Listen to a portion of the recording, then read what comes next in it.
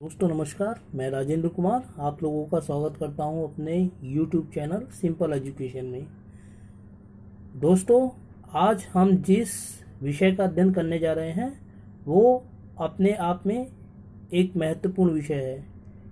न केवल बाल मनोविज्ञान के अंतर्गत सीटेट की परीक्षा की तैयारी करने वाले विद्यार्थियों के लिए, बल्कि सामाजिक विज्ञान का अध्ययन करने वाले विद्यार्थियों के लिए भी और समाजशास्त्र का अध्ययन करने वाले विद्यार्थियों के लिए भी। दोस्तों, इस विषय का टॉपिक का नाम है समाजीकरण, सोशलाइजेशन। दोस्तों, हजारों लाखों साल से मानव समाज की रचना हुई है और मानव समाज चल रहा है। इस मानव समाज में न जाने कितने प्रकार के विभेद हैं, अंतर हैं, असमानताएं हैं। उसके बावजूद भी ये समाज कभी टूटता नहीं है, बल्कि निरंतर चलता रहता है। अपने आप में यह एक महत्वपूर्ण प्रश्न है और इन्हीं तमाम सवालों का जवाब देने का काम समाजीकरण करता है। तो दोस्तों, आज की इस वीडियो में हम लोग देखेंगे कि समाजीकरण क्या है, यह कितने प्रकार का होता है, इसकी भूमिका क्या है। लेकिन वीडियो को शुरू करने से पहले मैं आप लोगों से अनुरोध करना चाहूँगा कि यदि आपने अब तक मेरे चैनल को सब्सक्राइब नहीं किया है तो आप अभी मेरे चैनल को सब्सक्राइब कर दें, साथ ही बेल आइकन को प्रेस कर दें ताकि मेरी वीडियोज़ आपको सबसे पहले मिलती रहें। तो चलिए दोस्तों, हम शुरू करते हैं समाजीकरण। सबसे पहले हम देखते हैं कि समाजीकरण का अर्थ क्या होता है। दोस्तों, समाजीकरण एक ऐसी प्रक्रिया होती है जिसके माध्यम से कोई बच्चा उस समाज के रीति रिवाजों को, नियमों को, आदर्शों को, मूल्यों को आत्मसात करता है जिसमें उसका जन्म हुआ है और जिसका वह खुद सदस्य है। जैसे जैसे बच्चा बड़ा होता है वैसे वैसे समाज की अलग अलग संस्थाओं के माध्यम से समाजीकरण की यह प्रक्रिया आगे बढ़ती है।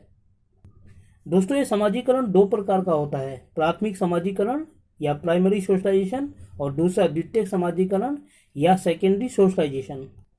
दोस्तों, अब हम बात करते हैं प्राथमिक समाजीकरण की। प्राथमिक समाजीकरण की उस प्रक्रिया को कहा जाता है जो समाज की प्राथमिक संस्थाओं के माध्यम से होता है। यह समाजीकरण जन्म के लगभग शुरुआती 5 वर्षों तक होता है और जिन संस्थाओं के माध्यम से बच्चे का यह समाजीकरण होता है, प्राथमिक समाजीकरण, उनमें सबसे महत्वपूर्ण संस्था परिवार है। परिवार को सबसे बुनियादी प्राथमिक संस्था माना जाता है और बच्चे के प्राथमिक समाजीकरण में सबसे ज़्यादा महत्वपूर्ण भूमिका यही परिवार निभाता है। दोस्तों, ये प्राथमिक समाजीकरण इतना ज़्यादा महत्वपूर्ण होता है और इतना ज़्यादा बुनियादी होता है कि इस दौरान बच्चा जो भी कुछ मूल्य, आदर्श सीखता है वो ताउम्र उसके चरित्र को प्रभावित करते हैं और कभी भी कमज़ोर नहीं पड़ते हैं। इस प्राथमिक समाजीकरण की प्रक्रिया में सबसे महत्वपूर्ण भूमिका माँ के द्वारा निभाई जाती है, क्योंकि शुरुआत के वर्षों में बच्चा अपनी माँ के साथ रहता है, इसीलिए माँ उसको जो भी कुछ सिखाती है वो अपने आप में एक महत्वपूर्ण विषय वस्तु है इस समाजीकरण की। और यह बच्चे को जो भी कुछ सिखाया जाता है माँ के द्वारा, वह उसके अपने दिमाग की उपज नहीं होती है, बल्कि वह उस समाज का, उस संस्कृति की मूल्य होते हैं जिस संस्कृति और समाज का हिस्सा खुद माँ है। इसीलिए प्राथमिक समाजीकरण की इस प्रक्रिया में माँ को सिग्निफिकेंट अदर कहा जाता है। यही कारण है दोस्तों कि परिवार को शिशु की पहली पाठशाला और माता को शिशु की प्रथम शिक्षक या शिक्षिका कहा जाता है, क्योंकि परिवार और माँ प्राथमिक समाजीकरण में बच्चे को उन मूल्यों को, उन आदर्शों को सिखाते हैं जो उसकी जिंदगी में हमेशा कायम रहते हैं। चलिए दोस्तों, अब हम देखते हैं कि द्वितीयक समाजीकरण क्या है। दोस्तों, जब बच्चा बड़ा होता है तो वह समाज की दूसरी संस्थाओं के संपर्क में आता है। तो द्वितीयक समाजीकरण की उस प्रक्रिया को कहते हैं जो परिवार के बाहर समाज की अन्य संस्थाओं के माध्यम से किया जाता है, और जैसे जैसे बच्चा बड़ा होता है वैसे वैसे उसके समाजीकरण की प्रक्रिया आगे बढ़ने लगती है। इसी को द्वितीयक समाजीकरण कहा जाता है। दोस्तों, द्वितीयक समाजीकरण की संस्थाओं में स्कूल, पीयर ग्रुप जिसे मित्र समूह कहते हैं, मीडिया और विभिन्न प्रकार के संगठन शामिल होते हैं। जैसे जैसे बच्चा परिवार की सीमाओं को छोड़कर दूसरी संस्थाओं के माध्यम में आता है, उनके संपर्क में आता है, वैसे वैसे इन द्वितीयक संस्थाओं के माध्यम से बच्चे के सामाजिकरण की प्रक्रिया आगे बढ़ती है और इसी को द्वितीयक या सेकेंडरी सोशलाइजेशन कहा जाता है। दोस्तों, हमने देखा है कि सामाजिकरण की इस प्रक्रिया में दो प्रकार की संस्थाएं होती हैं, प्राथमिक और द्वितीयक संस्था। लेकिन अब सवाल यह उठता है कि आखिर प्राथमिक संस्था किसे कहा जाता है और द्वितीयक संस्था किसे कहा जाता है। तो दोस्तों, अब हम देखेंगे कि संस्था के रूप में प्राथमिक संस्था और द्वितीयक संस्थाएं क्या हैं। दोस्तों, प्राथमिक संस्था उन संस्थाओं को कहा जाता है जो दुनिया में हर उस स्थान पर पाई जाती है जहां मनुष्य का आवास है। जहां जहां इंसान पाया जाएगा धरती पर, वहां वहां प्राथमिक संस्थाएं पाई जाएंगी।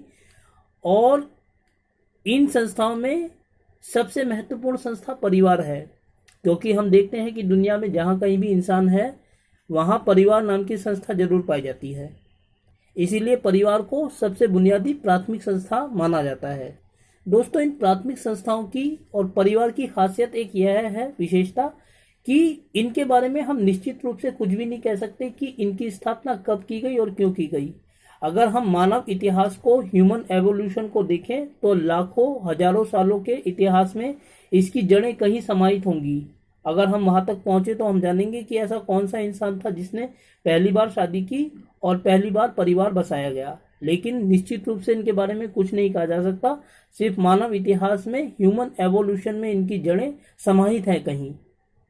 इसीलिए निश्चित रूप से इनकी स्थापना और उत्पत्ति के बारे में कुछ भी नहीं कहा जा सकता, परंतु दुनिया में ये हर उस स्थान पर पाई जाती हैं जहां मनुष्य का आवास है, मनुष्य पाया जाता है। अब दोस्तों, दूसरी बात यह है कि द्वितीयक संस्थाओं, किन संस्थाओं को कहा जाता है। दोस्तों, द्वितीयक संस्थाएं या सेकेंडरी इंस्टीट्यूशंस वो संस्थाएं होती हैं जिनकी स्थापना इंसान ने तब की जब इनकी ज़रूरतें महसूस की गई। और अगर हम इनके इतिहास को उठाकर देखें तो बहुत आसानी से यह जान लेते हैं कि इनकी स्थापना क्यों की गई और कब की गई। उदाहरण के लिए इसमें स्कूल शामिल है और विभिन्न प्रकार के संगठन जो हैं उनको इसमें शामिल किया जाता है। अगर स्कूल के बारे में हम बात करें तो हम आसानी से जान सकते हैं कि इंसान ने स्कूलों की स्थापना तब की गई जब संस्कृतियों को मौखिक रूप से सहेजना मुश्किल हो गया था। भारत में अगर हम स्कूलों की स्थापना की बात करें तो बहुत आसानी से हम जान लेते हैं इतिहास के माध्यम से कि 1854 में 1854 में पहली बार स्कूल खोले गए, क्योंकि जब ब्रिटिश सरकार का यहाँ पर शासन था और यह महसूस किया गया कि लिखित माध्यम से या मौखिक माध्यम से संस्कृति को नहीं पढ़ाया जा सकता, सहेज कर नहीं रखा जा सकता, तब जाकर स्कूल की स्थापना की गई। इससे पहले गुरुकुल हुआ करते थे। दोस्तों, सामाजिकरण की प्रक्रिया में जब बच्चा प्राथमिक संस्था की सीमाओं को लांघकर बाहर निकलता है, द्वितीयक संस्थाओं के संपर्क में आता है, तो उसमें अनेक नई प्रवृत्तियां जन्म लेती हैं। मिडिल और लेट चाइल्डहुड में दोस्तों, जिसमें उसकी उम्र 6 वर्ष से लेकर 9 वर्ष और 9 वर्ष से लेकर 12 वर्ष के बीच होती है, उसमें अपने साथी समूह का सदस्य बनने की भावना बहुत तीव्र हो जाती है और उसकी जो अपनी व्यक्तिगतता की भावना होती है वो धूमिल हो जाती है, बल्कि वो अपने आप को समूह का सदस्य बनने में अधिक संतुष्टि प्राप्त करता है। इसीलिए इस उम्र के जो बच्चे होते हैं वो एक साथ खेलते हैं, एक साथ पढ़ते हैं, उनमें ये भावना हम देख सकते हैं। दोस्तों, 9 से 12 वर्ष की जो आयु होती है, जिसको हम लेट चाइल्डहुड कहते हैं, उसमें लिंग आधारित समूह बनने लगते हैं, जेंडर बेस्ड ग्रुप्स बनने लगते हैं, जिसमें लड़कियों के ग्रुप अलग होते हैं और लड़कियों के जो ग्रुप होते हैं वो अलग होते हैं। लड़कों के इन ग्रुपों को जो होते हैं गैंग ग्रुप कहा जाता है और इसको गैंग एज कहा जाता है, जिसमें सिर्फ लड़के लड़के शामिल होते हैं, किसी लड़की को इसमें प्रवेश करने की अनुमति नहीं होती है। इसी तरीके से दोस्तों, जो लड़कियां होती हैं वो अपने लिंग आधारित ग्रुप बनाती हैं और लिंग आधारित जो ग्रुप बनाए जाते हैं उसमें सिर्फ लड़कियां शामिल होती हैं, लड़के इसमें शामिल नहीं होते हैं। लड़कियों के इस तरह के ग्रुप को, समूह को क्लिक्स कहा जाता है। दोस्तों, लेट चाइल्डहुड में लड़के और लड़कियों की जो भावना होती है उनको एंटागोनिज्म कहा जाता है। इस एंटागोनिज्म का मतलब यह होता है कि लड़के अपने ग्रुप में लड़कियों को शामिल नहीं करेंगे और लड़कियां अपने ग्रुप में लड़कों को शामिल नहीं करेंगी। तो इस प्रकार ये एक विपरीत लिंग विरोधी भावना है, जिसके अंतर्गत लड़कों को लड़कियों के ग्रुप में शामिल होने की और लड़कियों को लड़कों के ग्रुप में शामिल होने की अनुमति नहीं होती। तो दोस्तों, यह था सामाजिकरण। मैं उम्मीद करता हूं कि आपको यह वीडियो अच्छा लगा होगा, और साथ ही आपसे अनुरोध करता हूं कि अगर आपको वीडियो अच्छा लगा तो वीडियो को लाइक करें, चैनल को सब्सक्राइब करें और ऐसी ही वीडियोस के लिए मेरे साथ बने रहें। धन्यवाद।